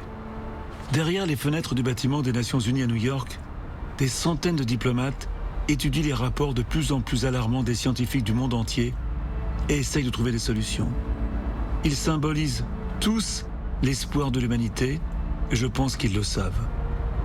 Je ne doute pas une seconde de leur bonne foi et de leur engagement sincère. Ces COP ont le mérite de réunir tous les dirigeants du monde sur ce sujet essentiel. Mais malheureusement, cela ressemble souvent à des réunions de copropriétaires qui ne s'entendent pas, où l'égoïsme des nations reste prioritaire et où chaque pays fait au final ce qu'il veut. Un autre exemple, pour moi le plus frappant et le plus révélateur dans le fameux accord de Paris, signé en 2015. 180 pays s'engagent à réduire les émissions de gaz contribuant au changement climatique. Mais pour que les pays producteurs acceptent de signer, les mots charbon, pétrole, gaz ou énergie fossile ne sont même pas prononcés dans l'accord. Comme si on avait peur de nommer l'ennemi qui va nous tuer. Jamais une COP n'a réussi à faire baisser les émissions de CO2. Cet échec est le symbole de notre addiction à la croissance. Le charbon, cette énergie la plus polluante, reste malgré tout la principale source pour produire de l'électricité dans le monde. On nous parlait de la fin du pétrole, mais on en extrait de plus en plus, comme ce gaz de schiste qui empoisonne le sol américain. Grâce à cette nouvelle source d'énergie, les États-Unis sont redevenus le premier producteur de pétrole et de gaz au monde. Ils ont fait chuter le cours du baril qui n'a jamais été si bon marché. Et ça, c'est pas du tout une bonne nouvelle pour l'environnement. Avec une population dont 40% ne croient pas au changement climatique, les États-Unis, le pays le plus riche et le plus pollueur au monde, est pour moi le symbole de notre incohérence. Les énergies fossiles sont le sang de notre croissance et donc sous la protection inconditionnelle de la finance internationale. Les banques prêtent avec intérêt plus de 650 milliards de dollars chaque année aux entreprises qui explorent de nouvelles réserves de combustibles fossiles. Les banques sont donc dépendantes de leurs débiteurs et de la croissance de l'industrie des énergies fossiles.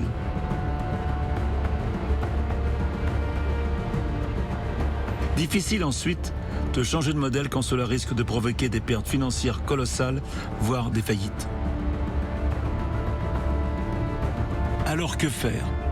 Guérir la finance de son addiction au charbon, au pétrole et au gaz fait partie des défis à relever. Et pour être honnête, aujourd'hui je vois un mouvement encourageant des banques pour sortir du charbon. Mais il est encore trop timide pour inverser la tendance. Il faut aller plus loin et inventer un nouveau modèle de finance au service de la planète. Alors qu'aujourd'hui, c'est plutôt notre planète qui est mise au service de la finance.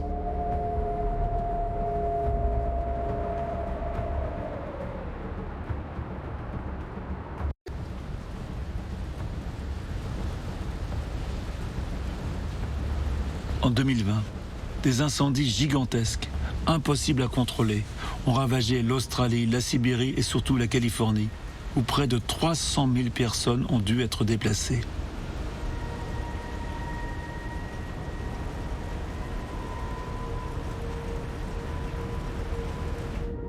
Les millions d'habitants de San Francisco, qui ont vu leur ville en plein jour devenir rouge à cause des feux de forêt, ont réalisé sans doute ce que changement climatique veut dire.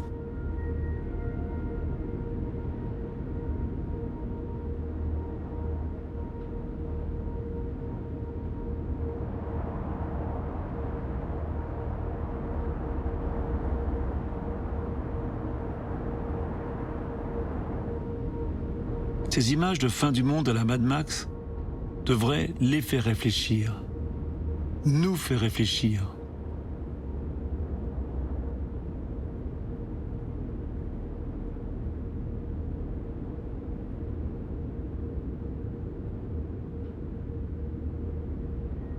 Ce n'est pas de la fiction, du cinéma, c'est la réalité.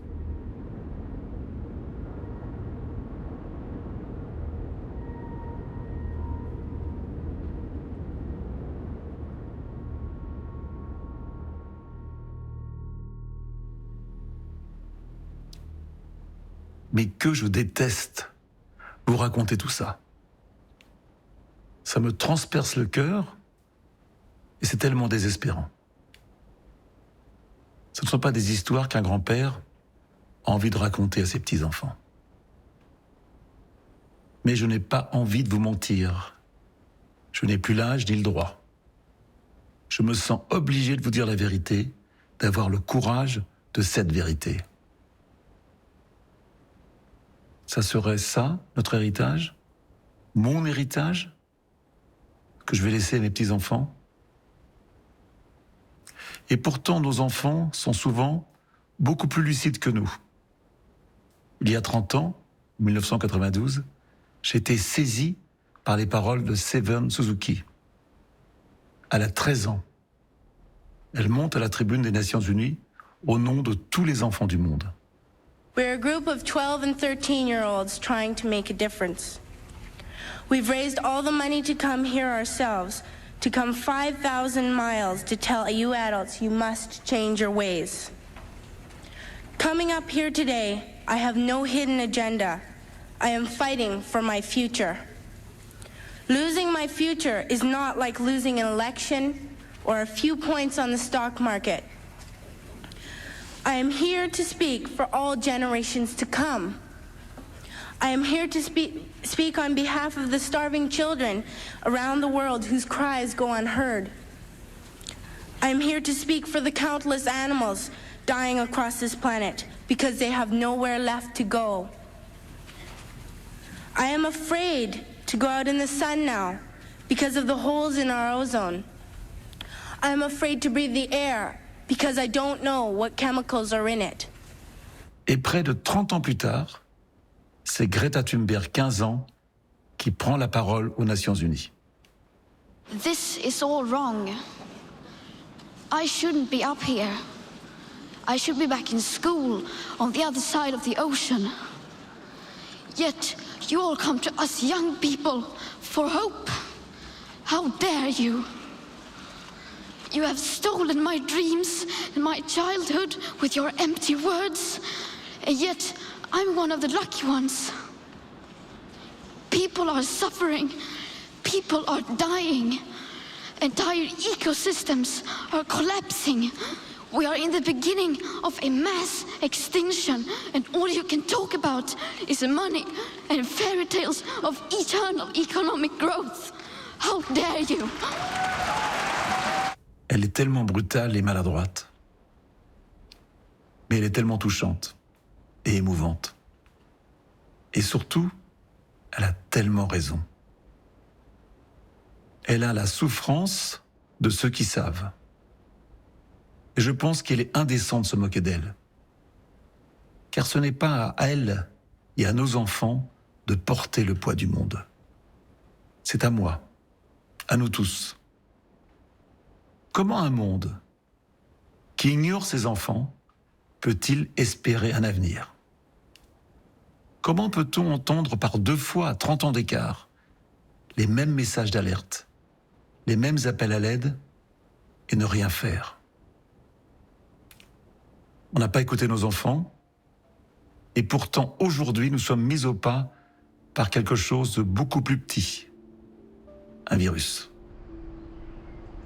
À l'heure où j'achève l'écriture de ce film, je n'aurais jamais imaginé vous montrer ces images de science-fiction, de ces villes vides, sans être humains. Et pourtant, les scientifiques nous avaient alertés devant ces risques de pandémie. C'est un peu comme pour le changement climatique, on ne veut pas y croire. Une pandémie tous les 10 ans. C'est vers ça que nous nous dirigeons si on ne change pas radicalement notre rapport à la biodiversité. En déforestant, capturant et vendant des animaux sauvages, l'homme a créé le cocktail parfait pour l'émergence de nouvelles pandémies. Le VIH, Ebola, la grippe aviaire et maintenant la Covid-19. Toutes ces pandémies proviennent de virus présents dans les animaux sauvages et qui se sont adaptés à l'homme. Nos élevages industriels et notre monde interconnecté ne fait qu'amplifier le phénomène. Du coup, ce danger invisible est devenu visible. Et face à cette nouvelle réalité, on a été capable de sacrifier notre économie. Dans le monde entier, en même temps, nous avons décidé de tout arrêter. Et nous avons tous accepté ces contraintes pour sauver des vies.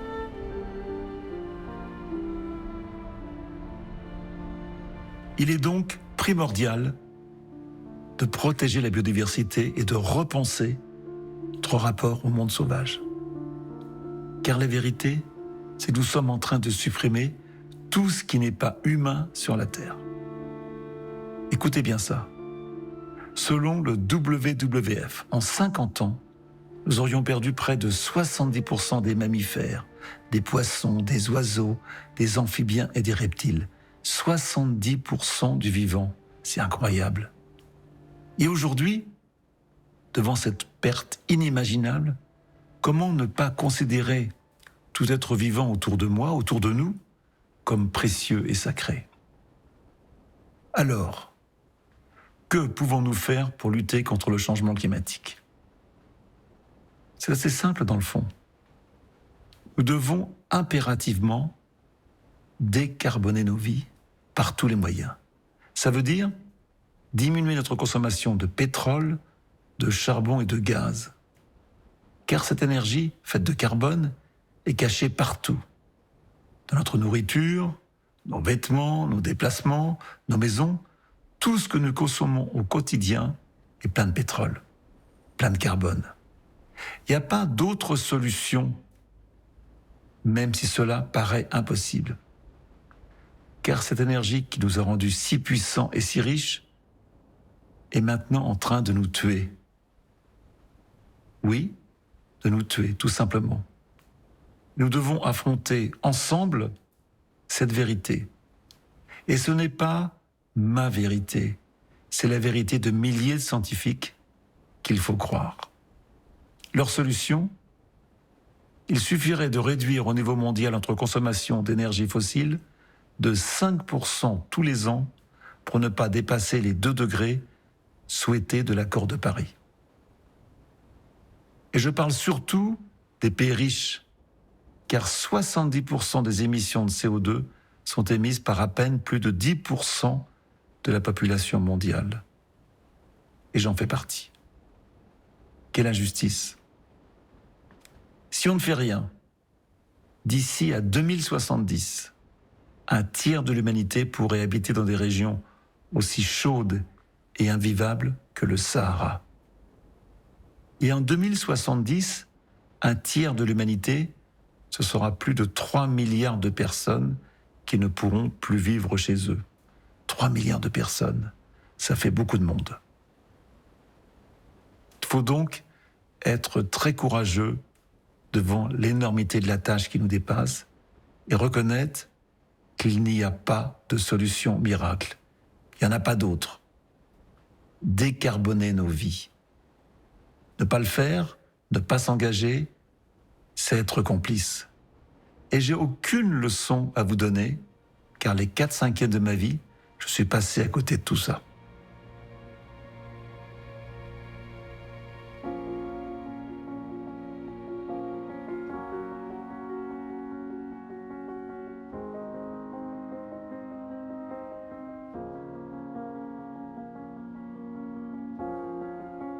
Regardez bien ces visages que nous avons filmés autour du monde.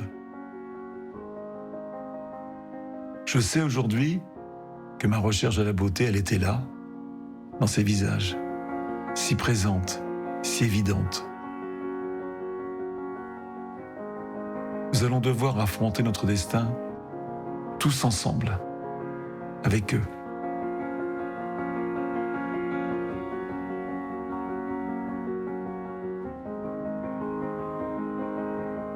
Nous sommes tous égaux devant la souffrance et la mort. Je pense qu'on partage tous au fond de nous l'amour de l'autre.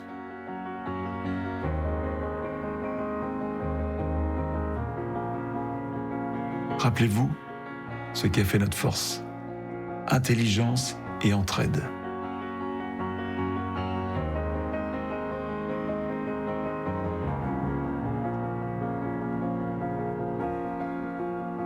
Vous sentez qu'ils font partie de notre famille, de ta famille?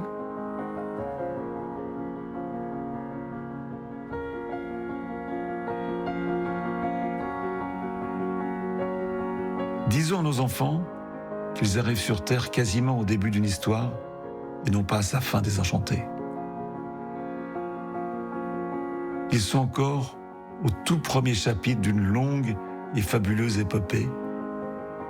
Et il faut qu'ils sachent qu'ils ont une œuvre à accomplir avec les enfants, leurs enfants et les enfants de leurs enfants.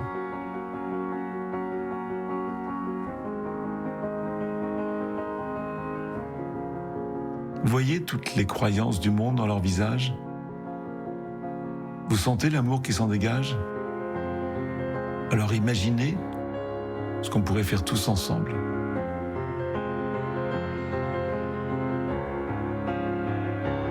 Car la seule énergie durable, c'est l'amour.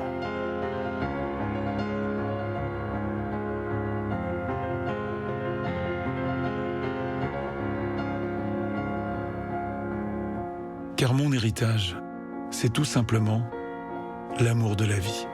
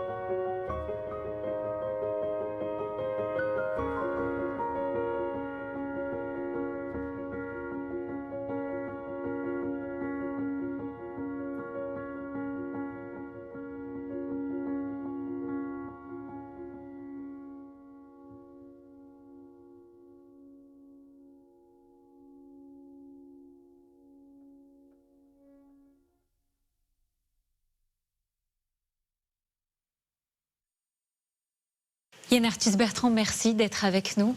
Ça y est, les Français ont votre film entre les mains, peut-être même bientôt des citoyens bien au-delà de nos frontières. Comment vous vous sentez là ? J'ai deux sentiments. Un sentiment que c'est un film difficile, compliqué. C'est le film le plus difficile que j'ai eu à faire. Je voulais pas faire un film catastrophe. Je voulais pas. Et en même temps, quand on additionne, on empile tout ce qu'on dit. Mais c'est un film qui moi-même, en le faisant moi, ça me terrorisait un petit peu. Est-ce que j'avais le droit de dire tout ça ? Est-ce qu'il est encore temps, c'est un peu la question, de sauver la vie sur notre planète telle qu'elle est actuellement ? Il n'y a pas de vaccin contre le changement climatique. Il n'y en a pas. On parle du Covid, on est tous en ce moment à rêver d'un vaccin. Là, il n'y en a pas. Le vaccin, c'est nous, c'est nos actions. Dans chacun de vos films, on vous sent de plus en plus pessimiste. Mais vous le dites vous-même, il n'y a que l'optimisme qui fait avancer. Alors, être optimiste aujourd'hui, c'est pas savoir lire. C'est être un peu con quelque part. Ça veut dire ne pas réfléchir aux chiffres que nous donnent tous les jours les scientifiques. C'est pas mes chiffres à moi, c'est des chiffres de centaines de milliers de scientifiques. Qu'est-ce qu'il y a d'autre solution que de continuer à se battre, d'essayer de changer le monde, puisqu'on peut encore le faire. Il suffirait simplement de réduire de chaque année de 5% nos émissions de gaz à effet de serre, de 5% nos consommations d'énergie fossile. Tout le monde le sait. Quand j'ai fait Home, il y a 10 ans, où je disais, voilà, on a 10 ans pour changer, on n'a rien fait du tout. On consommait 90 millions de barils de pétrole. Il y a 10 ans, on en consomme 100 millions aujourd'hui. Et en plus, on a toutes les énergies renouvelables qui se sont additionnées à tout ça. Donc on est complètement incohérent, on fait le contraire de ce qu'on devrait faire. Moi je suis jeune maman, quand j'ai vu votre film, Yann, j'ai été bouleversée, je me suis sentie responsable. Je me suis dit que pour mon fils, il fallait que j'agisse maintenant, aujourd'hui, ce soir. Alors je vous pose la question, s'il y a une chose, une habitude que je dois changer à partir de maintenant, de ce soir, c'est quoi ? La chose la plus simple à faire, c'est d'arrêter de consommer de la viande. Et surtout de la viande industrielle. Encore la viande des animaux qui ont été élevés d'une façon correcte, tués d'une façon correcte. Mais cette viande industrielle avec ce soja qui arrive du Brésil, c'est la chose la plus facile à faire. Et je pense la meilleure pour... Quand vous voyez les images qui passent derrière, les élevages de veaux, ces milliers de veaux entassés dans des cages pour faire le lait qu'on consomme tous les jours, c'est dingue. Ces images sont terrifiantes, mais elles le sont pour tout être humain. Oui, mais on a l'impression qu'on est dans une espèce de déni collectif. Est-ce qu'on va être capable de changer ? Je pense que oui, on a la capacité de le faire. Ça vient de la base. Quand il y avait l'arrivée de la Coupe du Monde de foot, on était 2 millions dans les rues. Quand il y a une marche pour le climat, on est 50 000. Eh bien, quand on sera 2 millions dans la rue, à défiler pour la vie de nos enfants, je pense que les hommes politiques changent. On changera tous ensemble. Merci. Tout de suite, sur M6, découvrez ou redécouvrez Home de Yann Arthus-Bertrand.